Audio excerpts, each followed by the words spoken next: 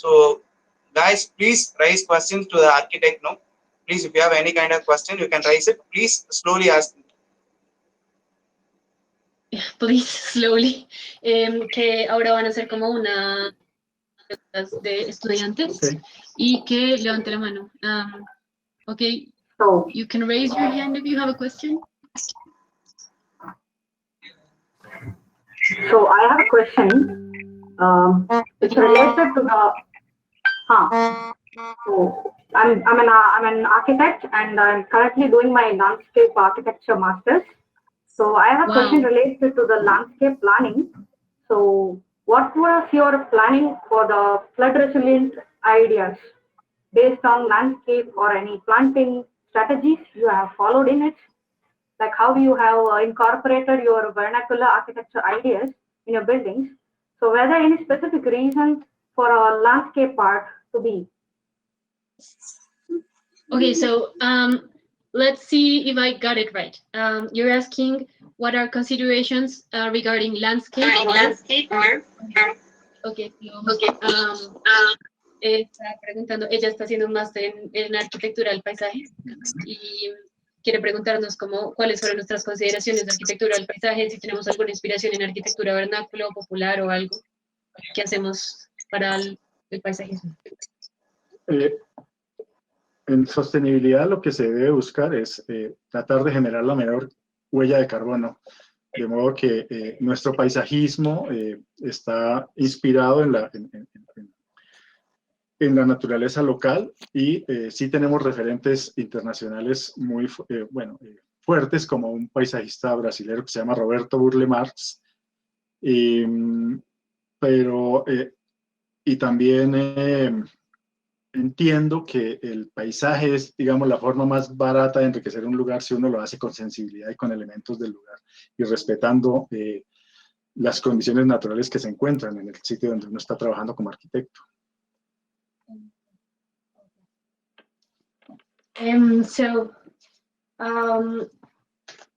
We make our own landscape design for all of our projects. We rarely partner with external landscape architects.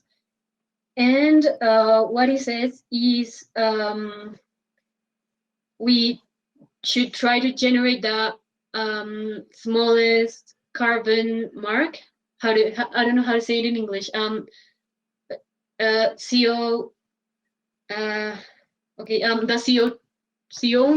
carbon footprint. And we do have external international reference like Roberto Burle Marx, who's a Brazilian landscape architect, but we try to focus on local. All of our planting are species from native species, and we're conscious that landscape architecture is the most beautiful way to make a project aesthetic. I have one more question for the architect. For the current pandemic conditions, so what would be the post-pandemic planning considerations or for the planning aspect for the architect based on the conditions after the pandemic? So what would be the approach by an architect or a change in planning considerations by an architect after the pandemic? Will it be a consideration of planning with social distancing?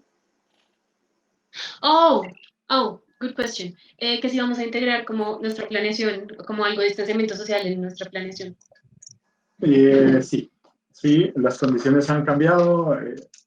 Tenemos que hacer una arquitectura post-pandemia sin entrar en el pánico, entendiendo que los edificios se van a usar de una manera diferente, aunque como tenemos siempre en cuenta la relación con los elementos naturales, todo lo que está pidiendo el mercado ahora, ya nuestros edificios lo tienen incorporado. He said yes, the conditions have changed and we have to make a post-pandemic architecture. without going into panic, without panicking. However, everything that the market's asking right now of integrating buildings with nature, our buildings already have it. Our buildings offer it already. And also in our construction sites and in our very office headquarters, we're practicing social distancing. We we're always 2 meters apart from each other. We use face masks. We use biosecurity suits. We have that in mind a lot. And okay, that's it. Debemos tener en cuenta que algún día aparecerá la vacuna y que quizá volvamos a unas condiciones más cercanas a lo que sucedió antes. But we have to have in mind that one day the vaccine may appear and we might return to similar conditions to the ones we had before this pandemic, or we might be changed forever. But I don't know, it's a challenge that we face a day at a time. Thanks. Thank Ma'am, you. I have a question. Okay. Yeah, so what if the situation becomes as though there is no cure for this and people have to live along with this? So what are the planning strategies to be followed? So Planning obviously strategies to say a public space or something like a bus stop or bus station. see. You say what would be your planning strategies for social Yeah, distancing for the new reality? Not like that. Like what I mean is, what if there is no cure for this? What if there is no vaccine? And people have to, at one point of time, people have to go along with the flow. Like obviously, people have to go and do things. So, what are the planning strategies to be followed in public spaces while designing a public space? Ok, que si no hay vacuna, ¿qué hacemos en los espacios públicos?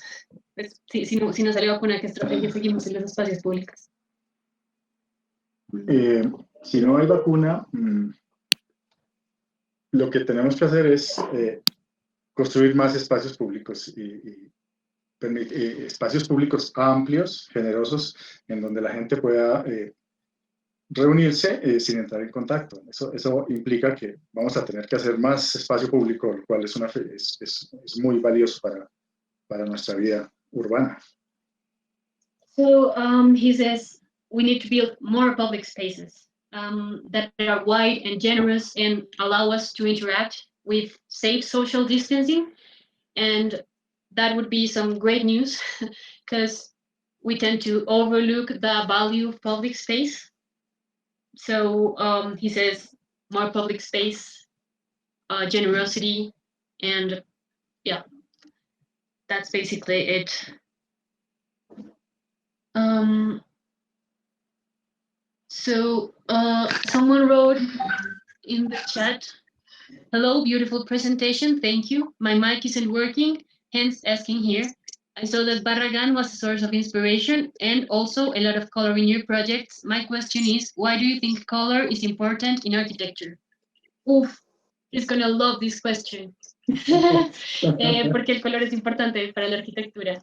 El color es importante por varias razones. Una, el color tiene una temperatura. Okay, so color is important for various reasons. The first one, color has a certain temperature to it. Hay colores fríos, colores medios y colores cálidos. There are cold, medium, and warm colors. El color también tiene una relación con las emociones. Hay colores que producen alegría y otros que producen calma y hay otros que producen conflicto. Color has a special relationship to temperament too, to our moods.